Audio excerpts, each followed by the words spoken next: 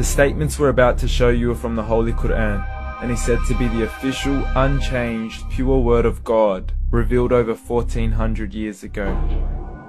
Claiming to be the word of God is a heavy statement, and without proof, or if a single contradiction is found within the book, the apparent word of God will be proven false. So without further ado, let's put the book to the test. In the 23rd chapter, titled The Believers, from the 12th to the 14th verses, God is said to give a detailed description of how the human being is formed. It begins by saying, "We then placed him as a sperm drop in a place of settlement, firmly fixed. Then we made the drop into a alaqa." We will translate this word very soon. "And then we changed the alaqa into a lump. Then we made out of that lump into bones. And then we clothed the bones with flesh. Then we caused him to grow and come into being and attain the definitive human form." In the 21st century, we can now safely say that this verse is clearly describing the process of human development in correct chronological order. However, what we should be paying attention to in particular is the second stage, referring to the development of the embryo. The specific word used to describe the embryo in this verse is the word alaqa. The word alaqa, when translated into English, can mean three separate things. Firstly, a blood clot, or to be suspended, that is to be hanging or clinging to something, or thirdly and finally, a leech. Now, all three definitions don't come anywhere near what we perceive to be the human embryo. So, why are these words used, and what significance do they share with the human embryo? Can the embryo be described as a blood clot?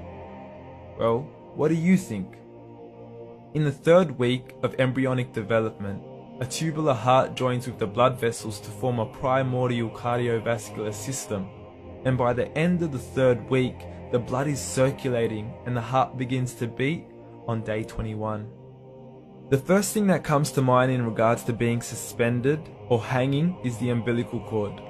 But we can't use that example because we are simply referring to step 2, before the baby has even formed. But we now know today that the umbilical cord is formed from the connecting stalk. And the connecting stalk is formed as soon as the embryo is formed.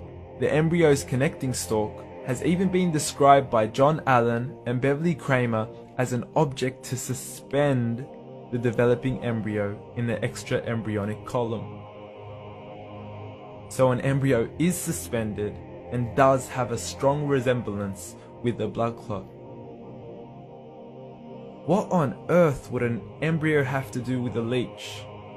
Figure A shows the structure of an embryo at 25 days. Figure B shows a leech. Now please note once again that the embryo in this stage is no greater than the size of a kernel of wheat. This is an X-ray of the embryo at 22 days.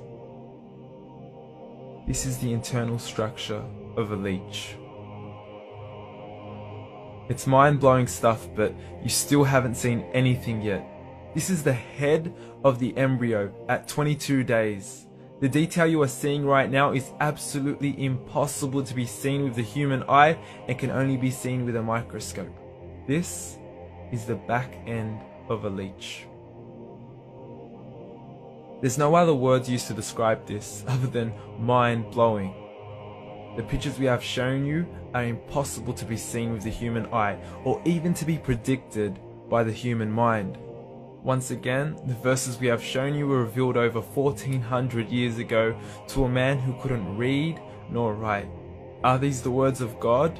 Descriptions of the human embryo in the Quran cannot be based on scientific knowledge in the 7th century.